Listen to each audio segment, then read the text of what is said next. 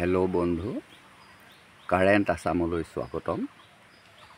আজি আপোনালোকক অৱগত কৰিবলৈ লৈছোঁ আসুৰিক পদ্ধতিত সাঁচি গছত মাল কেনেকৈ বনাব।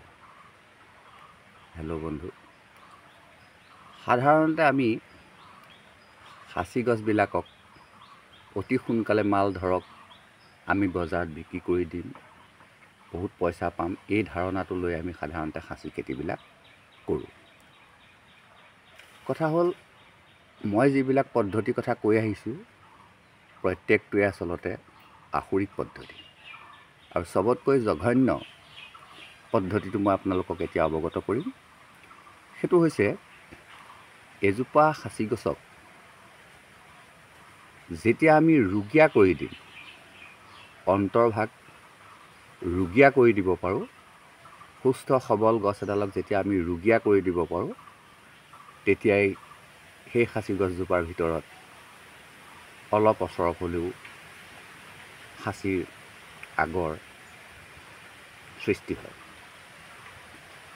সেইকাৰণে আমি কিছুমান আসুৰিক পদ্ধতি অৱলম্বন কৰিবলগীয়া হয়, যেনে ঘাপ মৰা, গছজোপাত জখলাত থকাৰ দৰে খাপৰ সৃষ্টি কৰা,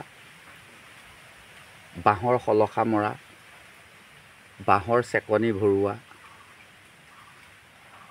বা গজাল মৰা, এই প্ৰত্যেকটোৱে আচলতে আসুৰিক পদ্ধতি হয়। এতিয়া মই চূড়ান্ত আসুৰিক পদ্ধতিটো ক'ব বিচাৰিছোঁ। সেইটো হৈছে, আপুনি এই সাঁচি গছডালত যদি, এইজোপাত অৱশ্যে মাল আছে, চাওক, এনেকুৱা আমি ফুটি কিছুমানৰ সৃষ্টি কৰিব লাগে।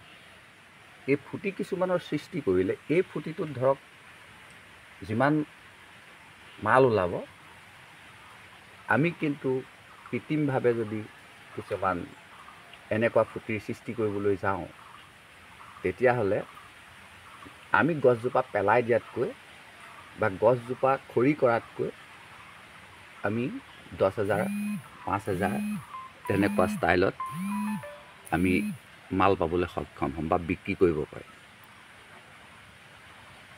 কিনোতাজন যদি অভিজ্ঞ হয়, তেতিয়া তেওঁক আপুনি সেই গছজোপাত বেছি দাম ল'বলৈ সক্ষম নহ'ব।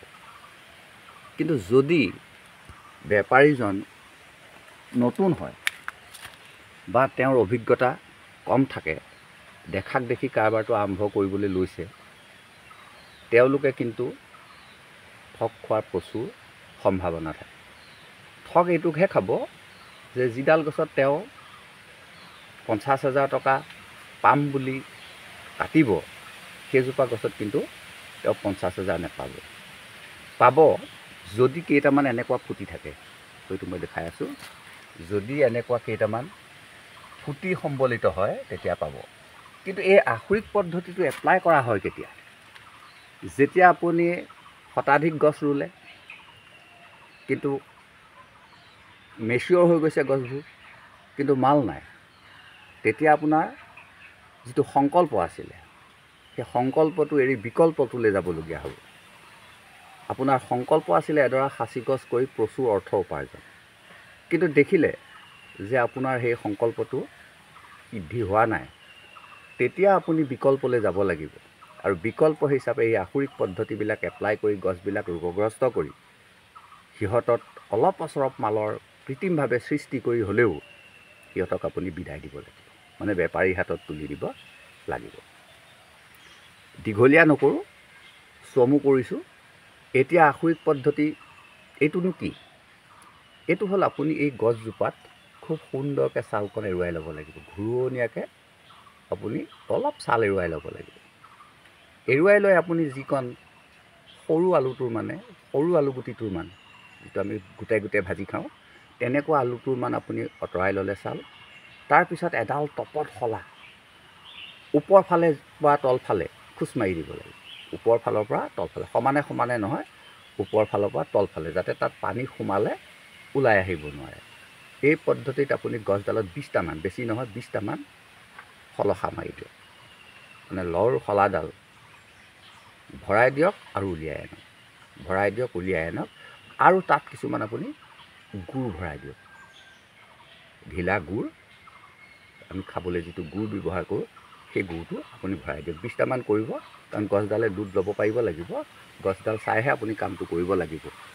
আপুনি গছজোপাৰ ওপৰ অংশত, যিমান ওপৰ অংশত কৰিব পাৰে সিমান ভাল, কাৰণ যাতে মানুহজনে আঁতৰৰ পৰা দেখে যে সেইকেইটা ফুটি আছে, সেইকেইটা ফুটি হয়, তেনেকুৱা ধাৰণা এটা সৃষ্টি কৰিব লাগিব। গোটেই কামটোৱে কিন্তু আমি এটা মানে ছেকেণ্ড দুৱাৰেদি যাবলৈ লৈছোঁ, গতিকে আমাৰ কামবিলাকত অলপ ওচৰত গণ্ডগোল থাকিবই দিয়ক। হয়তো আপোনাৰ যদি বুদ্ধিটো ভাল নালাগে নকৰিবও পাৰে, কিন্তু আপুনি যেতিয়া ওপৰ অংশত কৰিব লাগে, এখন টেবুলত উঠি ল'ব। ওপৰ অংশত কৰাৰ লগে লগে বেপাৰীজনে সেই ওপৰৰ অংশকেইটালৈ উঠি যাব নোৱাৰে, গতিকে তলৰ পৰাই অনুমান কৰিব পানীৰ তলৰ মাছ যে মাল আছে, এইদে বুলি আপোনাক সেই গছডাল তেওঁ কিনি নিব। কিন্তু তেওঁ ঠগ নাখায়, তেওঁ আপোনাক যিমান ঠগাবলৈ বিচাৰে, ঠগাবলৈ বুলি কোৱা নাই, এইটো দৰ দাম কৰি আপোনাৰ পৰা দামী গছ এডাল সস্তাত লৈ গুচি যায়। এতিয়া আপুনি সস্তীয়া গছ এডাল দামীত বিকিব, গতিকে আপুনি নায়ক, তেওঁ খলনায়ক। 1 বছৰলৈ আপুনি কাকো সোমাবলৈ নিদিব। এবছৰৰ পিছত যেতিয়া দেখিব যে আপোনাৰ সেই গাঁতবিলাক এনেকৈ পুৰঠ হৈ গ'ল, এইটো চাওক, এনেকৈ পুৰঠ হৈ গ'ল, তেতিয়া আপুনি বেপাৰীৰ লগত দৰ দাম কৰক, কিন্তু দা লগাবলৈ নিদিব। অতি সোনকালে আপোনাৰ গছ শেষ হৈ যাব, বিক্ৰী হৈ যাব। কিন্তু আপুনি একেলগে 4ডাল বা 5ডাল গছ বিকিব, কাৰণ আপুনি আকৌ কিমান দিনলৈ মানুহ সোমাবলৈ নিদিব ঠিক নাই। কাৰণ আপুনি 4ডাল 5ডাল 6ডাল যিকেইডাল আৰ্টিফিচিয়েল কৰিছিলে, সেই গছকেইডাল একেলগে একেটা লটতে আপুনি বিক্ৰী কৰক। যদি আপুনি দাম পাইছে, যদি আপুনি উপকৃত হৈছে, পুনৰ কৰক, পুনৰ কেইজোপামান গছ কৰক। হেল্ল' বন্ধু, বেছি দীঘলীয়া নকৰোঁ, ভাল লাগিছে যদি লাইক কৰক, কমেণ্ট কৰক, ছাবস্ক্ৰাইব কৰক। আজিলৈ আহোঁ, ধন্যবাদ।